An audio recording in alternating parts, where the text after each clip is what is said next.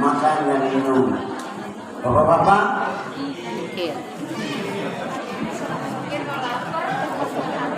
bapak-bapak ini gitu. Oke. Jawabannya belum masuk forum juga. Sampai kita bisa ketemu.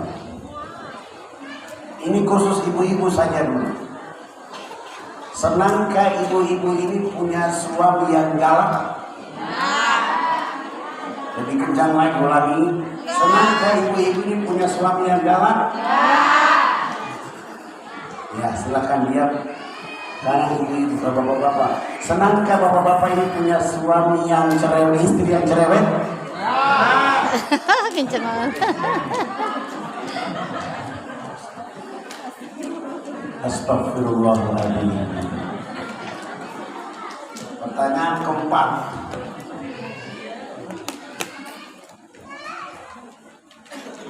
Khusus untuk ibu-ibu. Senangkah kalau suamimu menikah lagi?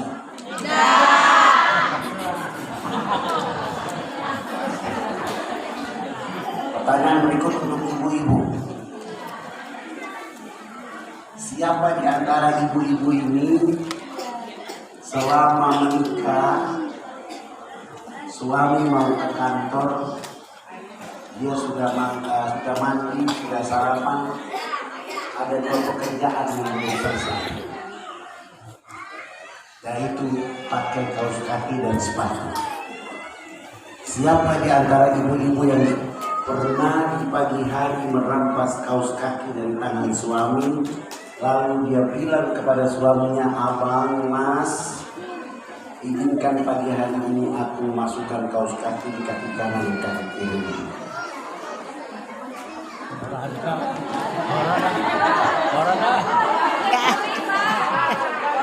Suami saya udah pakai sepatu kaos kaki, tanya Pak. Astagfirullahaladzim. Sudah beberapa pertanyaan? 5. Sudah 4 ya? Sekarang untuk bapak-bapak. Senangkah bapak-bapak ini menikah lagi?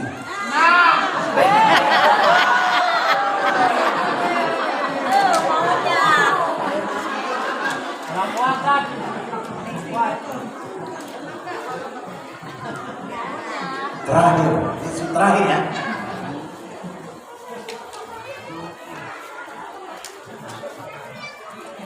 Siapa di antara bapak-bapak dan ibu-ibu ini yang pernah di sepertiga malam dibangunkan oleh istrinya atau dibangunkan oleh suaminya, mereka wudhu, selesai wudhu, mereka mau takbir, mereka menangis di dalam rumah mereka? Tidak ada. Astagfirullahaladzim. Astagfirullahaladzim. Astagfirullahaladzim. Itulah keadaan umat Islam hari ini. Kepada agama tidak maksimal. Ibadah kalau ada pamrihnya, bukan karena tulus kepada Allah. Ibu-ibu tidak suka punya suami yang galak. Bapak-bapak juga tidak suka punya istri yang cerewet. Yang memberi jodoh kepada ibu dan bapak siapa? Kalau itu pemberian Allah, kenapa tidak disyukuri? Kenapa ditolak? Satu, karena yang ada di dalam hidup bapak dan ibu memanfaatkan dua kelopak mata ini tanpa menggunakan mata hati untuk melihat kemuliaan Allah untuk bapak dan ibu. Hari ini orang bangga negara maju itu Cina, Negara maju itu Amerika, negara maju itu Jepang. Tapi mereka tidak pernah bangga dengan negara yang dibangun oleh Rasulullah Muhammad SAW. Apa hebatnya Amerika? Maju karena gedung bertingkat, sementara moral mereka membunuh saudara di dunia mana dengan kehendak hati mereka sendiri. Apakah itu disebut negara maju?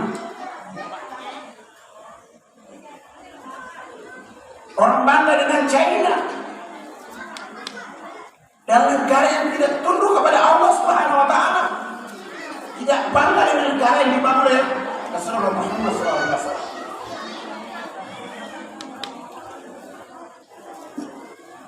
Mereka bangga dengan negara yang menyembah matahari, tapi tidak bangga kepada negara yang mendidik manusia untuk menyembah Allah.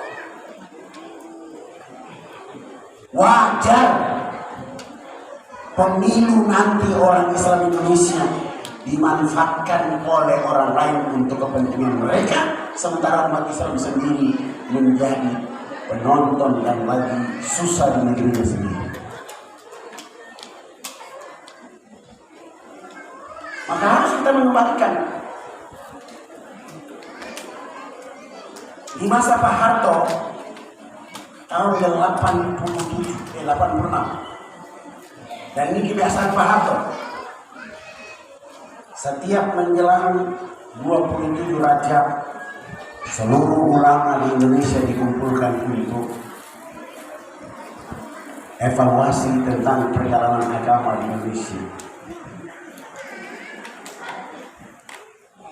Yang dari Irian datang, dari Aceh datang, Kalimantan datang, semua orang datang. Tapi ada peristiwa yang terjadi dari kumpulnya para ulama itu. Ada ulama yang datang dari Jawa Timur. Mereka tidak naik pesawat, tapi mereka mau naik bis dari Jawa Timur menuju Jakarta.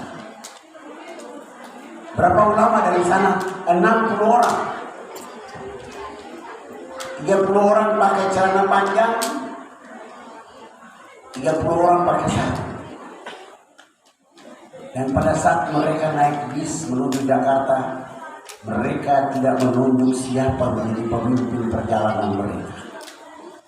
Tidak ada yang menjadi amirus safar. Akhirnya yang menjadi pemimpin perjalanan adalah sopir bis itu sendiri. Begitu di perjalanan masuk waktu zuhur, sopir membawa penumpang yang pakai celana panjang dan sarung itu menuju ke tempat istirahat, rest area. Ketika kira-kira 2 menit lagi mau sampai di rest area, ulama celana panjang mulai berdiri dan bertanya dengan mengeluarkan dalil, kita harus makan dulu baru sholat. Ulama yang pakai sarung mengatakan, sholat dulu baru makan. Mereka berkelahi dengan dalil mereka masing-masing.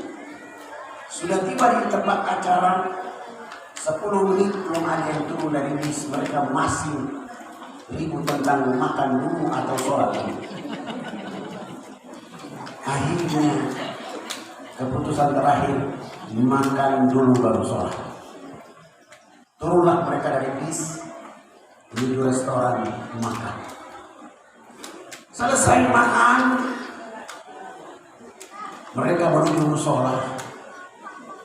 Salah satu di antara mereka, Komar, yang pakai celana panjang maju ke depan. Dia balik badan, dia ke belakang, ada yang pakai sarung. Dia malu hati, akhirnya dia mundur. Dia suruh yang pakai sarung maju ke depan. Yang pakai sarung maju ke depan, balik belakang dia lihat ada yang pakai celana. Dia mundur ke belakang, dia suruh yang pakai celana panjang masuk ke depan. Sudah 15 menit komat, tidak ada yang berani jadi imam. Yang celana panjang malu hati kepada yang pakai sarung, yang pakai sarung malu hati kepada yang celana panjang. Akhirnya datang seorang pemuda, rambutnya gondrong, tato di tubuh badannya, langsung maju jadi imam. Allahu Akbar. Ulama yang pakai sarung dan celana panjang pun bertindak dari imaman, mereka pun takbir. Ketika mereka takbir baca iftitah selesai, imam memimpin sholat duhur seperti sedang sholat isya. Bismillahirrahmanirrahim. Alhamdulillahirabbil alamin. Mamuman celana panjang dan sarung protes. Subhanallah, subhanallah. Imam tidak mau tahu, dia lebih mengeraskan suaranya. Ar-Rahmanir-Rahim, Maliki Yaumiddin. Akhirnya subhanallah tidak dilanjutkan, semua dia mendengar imam memimpin sholat duhur. Selesai sholat duhur, Assalamualaikum warahmatullahi wabarakatuh. Assalamualaikum warahmatullahi wabarakatuh. Pemuda yang rambut gondrong bertato itu keluar, bilang sama jamaah dalam sholat, permisi saya mau keluar. Tidak ada zikir. Ulama pakai celana panjang keluar bertanya kepada pimpinan restoran, siapa yang tadi jadi imam di musola itu? Pimpinan restoran mengatakan, itu orang gila yang tukang parkir di sini. Itulah potret umat Islam hari ini. Yang mereka besarkan bukan agama, yang mereka perjuangkan bukan agama, tapi yang mereka besarkan adalah ormas mereka. Wajar yang jadi pemimpin Muhammad adalah orang gila. Wajar.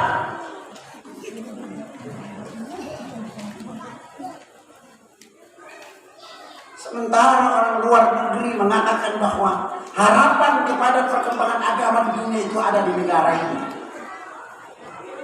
dengan 5 variabel.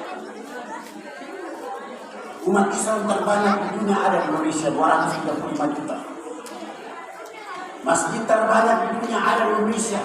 Menurut Dewan Masjid ada 800.000 yang sudah tercapai. Pondok pesantren terbanyak di dunia juga ada di Indonesia, 32.000. Majelis taklim terbanyak di dunia juga ada di Indonesia, 12.000. Ormas Islam terbanyak di dunia juga ada di Indonesia. Tapi umat Islam mayoritas itu 65% belum bisa baca Quran. Pak, saya minta papan tulis bawa ke depan. Saya minta papan tulis karena saya ada penjelasan. Papan tulis, penghapus dan spidol.